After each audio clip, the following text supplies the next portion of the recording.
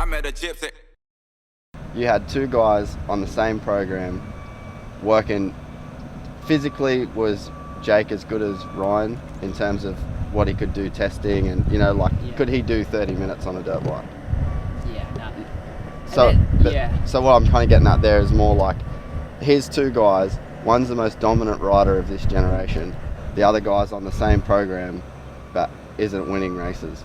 Yeah. So do you think that there's a certain point where there's just a genetic gap that some guys can't make up? Because Ryan, physically they're similar, but mentally there's something inside Ryan that no training is going to make up. Do you think that's a plausible sort of idea? Yeah, I think the idea, because you're right, you can take two guys that have talent, but maybe different physiology, I wouldn't say areas, but capabilities, and to analyze that, I'd say, yeah, there's definitely some guys can take that and suck more out of it than what other guys are willing to suck out of that. And from my point of view, yeah, I can have, and I've had two guys where they're on a similar program, although the heart rate stuff is different, the workload is different. So that's another thing, is my strategy is to obviously get them to cope with heavier workloads to elevate their training and their racing. Some guys get stuck at different workloads for longer than what another guy will evolve. And I do believe that is that mental inner fight.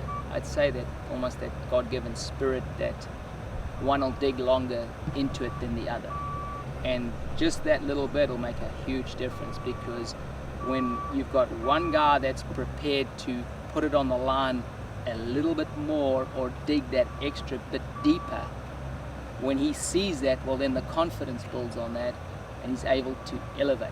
Where if you get another guy where he believes I'm flat, I'm finished, I can't take this load anymore, and that creeps in, you kind of lose something there it's hard to make up. You know what I mean? And then what happens is you get a lot more inconsistencies where, like I said, I've had riders that have almost been the same speed in one or two lappers, but then as soon as you put them into 20 laps, that fight after 5 or whatever is not there, or a mistake happens and frustration kicks in, and how they deal with that is also critical.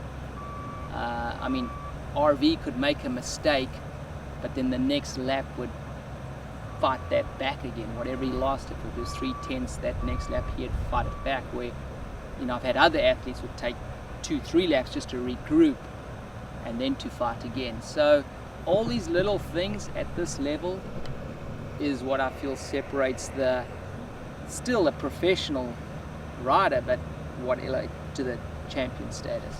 And then, so with that, what do you think that is? Is that something that is just like, say, an RV or a Ricky is just born with that ability to just not give a fuck and just absolutely power through? Yeah, I think you're born with that little bit of extra, and also I think it's to do with your upbringing. I think that's key.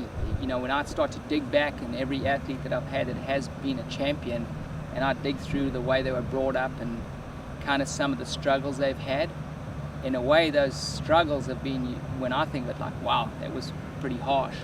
But on the other hand, what it's kind of made them into on the backside is really being critical to their success. So I think God-given ability from when you're born, but then also the way you brought up. And I tell you now, in this sport though, it's kind of weird, but almost the harsher you've had trying to get to the point of even becoming professional is kind of critical, how that can separate that guy that's a 5th place guy and the guy that's number 1.